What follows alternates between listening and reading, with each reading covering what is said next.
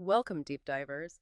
Have you ever just stopped and thought about cities? I mean, they're incredible pull throughout history. They're these amazing, vibrant centers, hubs of innovation, culture, people packed together where so much happens. hmm But what if the very first stories we told about cities weren't all positive? What if deep down in those foundational narratives, there was actually a warning, a kind of critique? So this deep dive, we're going way back. We're looking at the origins of urban life through a really specific ancient lens, the Right. biblical narrative.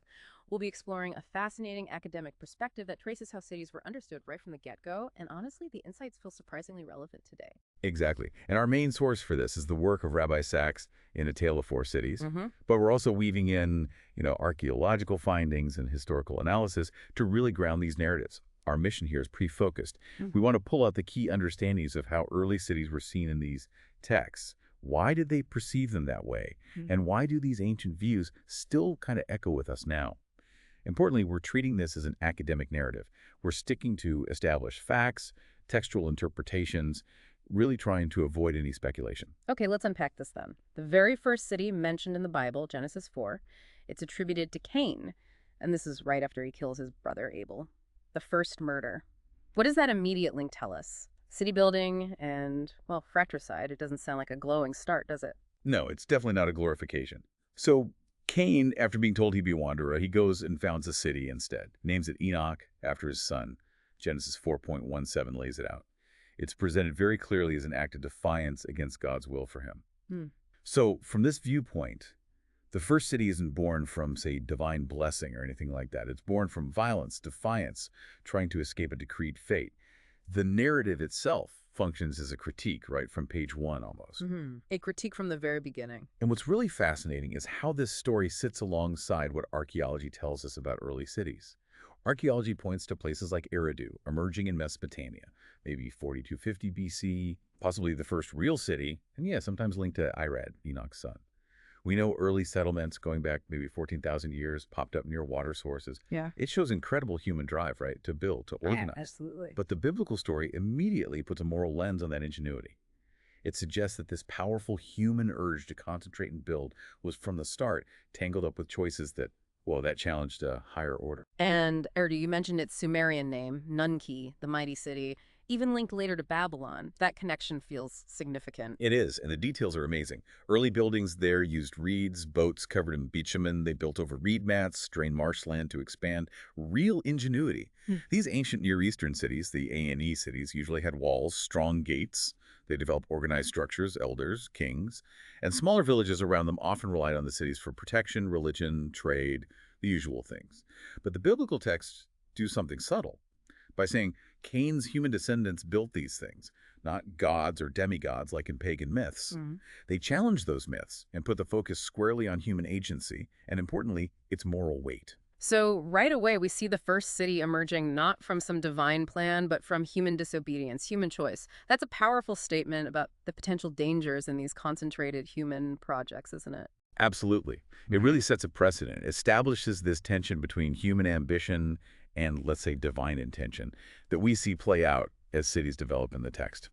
It suggests urban development isn't inherently good or bad, but it reflects the choices people make. Okay, now here's where it gets really interesting, I think. Let's shift to Babel, the Tower of Babel. This comes after the flood, before Abraham's story really kicks off. And it describes this massive collective effort. Everyone spoke one language. They settle in Shinar and decide to build the city and tower. On one level, it sounds like this incredible achievement, right? Unity, engineering prowess. But the Torah frames it as a huge failure. Why? Where's the hubris? Is it the ambition itself? Well, the text makes it clear the hubris is really in the motivations. And this story is deeply rooted in Mesopotamian reality. That region was known for its city-states, its huge buildings. The Torah even accurately mentions the tech kiln-fired bricks, which you'd absolutely need for something that big, and the tower that reaches the heavens. That's a direct nod to the ziggurats. These artificial mountains dominated Mesopotamian cities like Babylon.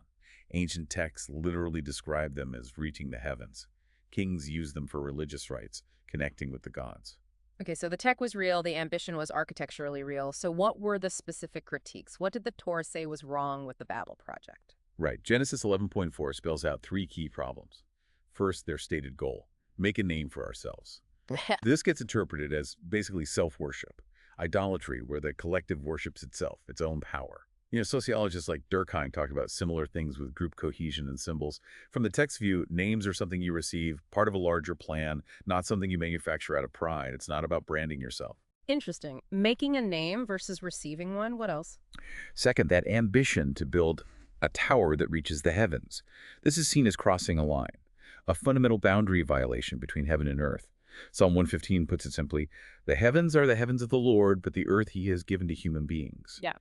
And the Torah's own wordplay on Babel links it to the Hebrew root BML, meaning to confuse, to mix.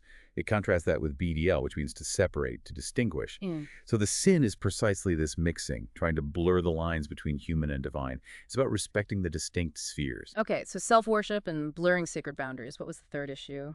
The third thing was their desire not to be scattered. Lest we be scattered across the face of the earth, they say. This directly opposes God's earlier command to Adam and then Noah. Be fruitful and multiply and fill the earth. So Yeah. there's this theological pushback against concentrating everyone in one place in cities. It contrasts with the life of the patriarchs later nomadic, living in tents, connecting with God away from the city's, well, noise. It's almost like wanting to stay in a safe echo chamber bubble instead of spreading out and facing the world's challenges. Right. Okay, moving on in the narrative. We encounter Sodom and Egypt.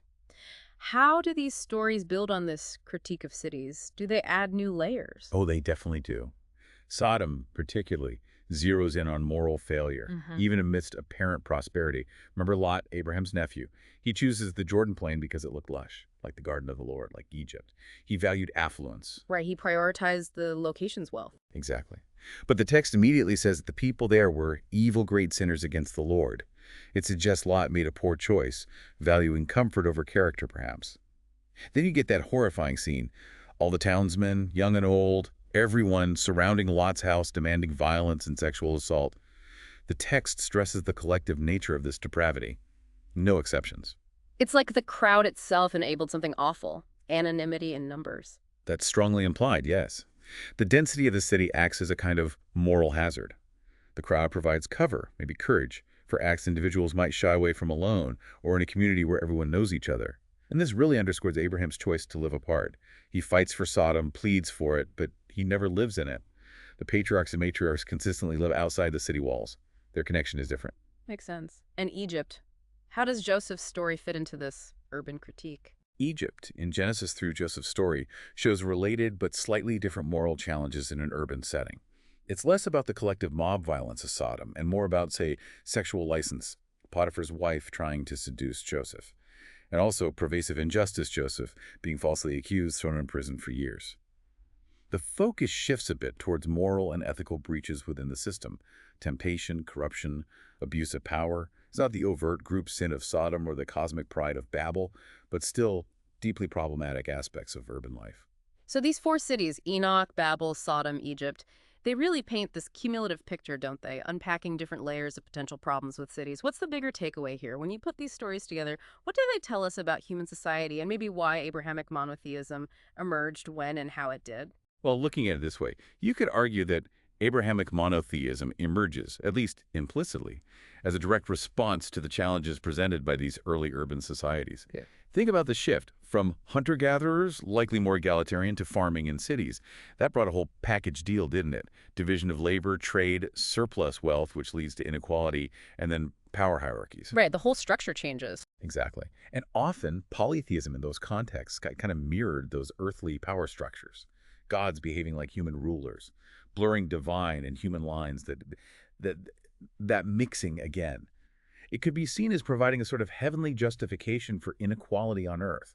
Cities, in these narratives, consistently appear as places where wealth and power can become the main goal, where individuals get lost in the crowd, where massive projects like Babel or pharaonic Egypt later can be built by treating whole groups of people as objects, as slaves. Babel is almost a dry run for the Egypt of Exodus in that sense. Both represent systems built on human ego and the dehumanization of others. So the city ultimately is portrayed as potentially dehumanizing, a place where people might worship themselves, their power, their buildings, instead of a transcendent God who values each individual. Wow. Okay, so given these ancient warnings, these critiques, what does this mean for us today? How should we think about community in our own often massive cities. That's the crucial question, isn't it? Sociologists like Ferdinand Tönnies talked about Gemeinschaft versus Gesellschaft. Right, community versus society. Yeah, basically. Gemeinschaft is that real face-to-face community. People know each other, feel responsible for each other. Gesellschaft is more the impersonal, anonymous society, often driven by self-interest, where people are strangers. You could say the whole Torah project is about trying to build and maintain Gemeinschaft, that strong community feeling, even within cities. It's about relating to each other as persons bound by shared values, a covenant, not just as anonymous units in a crowd. The idea is that this is how you avoid the recurring sins of the city: exploiting others, Mm. worshiping power or wealth, treating people like things, believing some humans are worth less than others. That constant fracturing of human connection, that's the ongoing babble, the confusion the texts warn against. This deep dive really uncovers such a powerful and, yes, surprisingly relevant ancient critique. Cities enable so much, but they also seem to carry these inherent risks to our humanity, to real community. It's a real tension. It absolutely is. The stories highlight this constant human drive to build, to connect, create amazing things. But alongside it, always, is that temptation. The temptation to put ourselves, our group, our creations above a higher purpose, above the value of every single person. So, for you listening, as we build our lives in modern cities, often far bigger and more complex than anything Enoch or Babel could represent, maybe, these ancient stories offer a challenge. Are we creating spaces that foster that genuine Gemeinschaft, that shared responsibility and personal connection? Or are we, maybe without realizing it, setting the stage for those same sins of the city that these texts flagged millennia ago? It's a question that definitely keeps shaping our experience, something to think about as you navigate your own city streets.